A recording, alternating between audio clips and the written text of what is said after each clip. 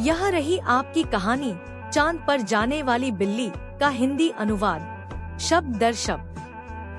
चांद पर जाने वाली बिल्ली छोटे से गांव नूरपुर में एक अजीब और अनोखी बिल्ली रहती थी जिसका नाम चमक था। चमक आम बिल्लियों से बिल्कुल अलग थी। वह न केवल बहुत होशियार थी बल्कि उसके सपने भी दूसरों से अलग थे। वह हमेशा आकाश की ओर देखती रहती और चांद को टकटकी लगाकर निहारती, जैसे कि उसकी कोई पुरानी जान पहचान हो। चमक को हमेशा लगता था कि वह चांद पर जरूर जा सकती है, बस उसे कोई रास्ता खोजना था। गांव के बच्चे जब भी उसे चांद की तरफ देखते हुए पाते तो हंसने लगते। चमक, तुम चांद पर कैसे जाओगी?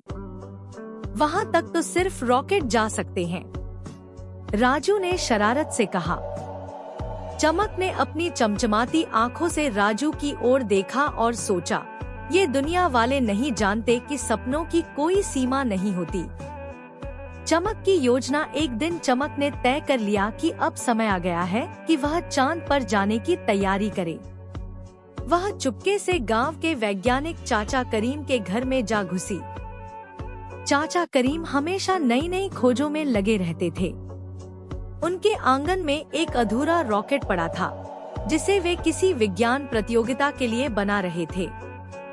चमक ने सोचा, अगर मैं इस रॉकेट में बैठ जाऊं तो चांद तक पहुंच सकती हूं। लेकिन समस्या यह थी कि रॉकेट अभी अधूरा था और इसे उड़ाने के लिए ईंधन की जरूरत थी। चमक ने गांव के अलग अलग घरों से पुरानी पेट्रोल की कैन और कुछ बैटरियां इकट्ठा की, जो अक्सर लोगों के आंगन में पड़ी रहती थी। कुछ ही दिनों में चाचा करीम के रॉकेट में चमक ने चुपके से ईंधन भर दिया। अब बस रॉकेट को उड़ाने का तरीका खोजना था। उड़ान की रात चमक ने चांद की ओर देखा, जो पूरा चमक रहा था और अपनी रोशनी से पूरी दुनिया को रोशन कर रहा था। वह जानती थी कि यही सही समय है। जब रात के अंधेरे में सब सो रहे थे, चमक ने अपने पंजों से बटन दबाया। अचानक जोरदार आवाज के साथ रॉकेट के इंजन ने आग पकड़ ली। चमक ने जल्दी से रॉकेट के अंदर छलांग लगा दी और रॉकेट जोरदार धमाके के साथ आसमान की ओर उड़ गया। पूरा गांव जाग गया। सब हैरान थे कि अचानक यह रॉकेट कैसे उड़ गया। अरे, मेरे रॉकेट को क्या हुआ? चाचा करीम दौड़ते हुए बाहर निकले, मगर तब तक रॉकेट बादलों के बीच गायब हो चुका था। चांद का अनोखा सफर। चमक ने खिड़की से नीचे झांका तो धरती बहुत छोटी दिखाई दे रही थी। उसे अजीब सा लग रहा था, मगर वह बहुत खुश थी। रॉकेट तेजी से चांद की ओर बढ़ रहा था। रास्ते में चमक ने अंतरिक्ष में तैरते हुए तारे और दूसरे ग्रह भी देखे। कुछ ही देर बाद रॉकेट चांद के करीब पहुंचा और एक जोरदार झटके के साथ सतह पर उतर गया। चांद पर रहस्यमय जीव। चमक ने दरवाजा खोला और बाहर निकली। जैसे ही उसके पंजे चांद की सतह पर पड़े, वह हल्की फुल्की महसूस करने लगी। यहाँ तो गुरुत्वाकर्षण बहुत कम है, चमक ने हैरानी से सोचा। अचानक चांद की मिट्टी में हलचल हुई और चमक के सामने अजीब सी चमकदार छोटी छोटी चांद की बिल्लियों की एक टोली प्रकट हुई। तुम कौन हो? एक नीली रोशनी वाली बिल्ली ने पूछा।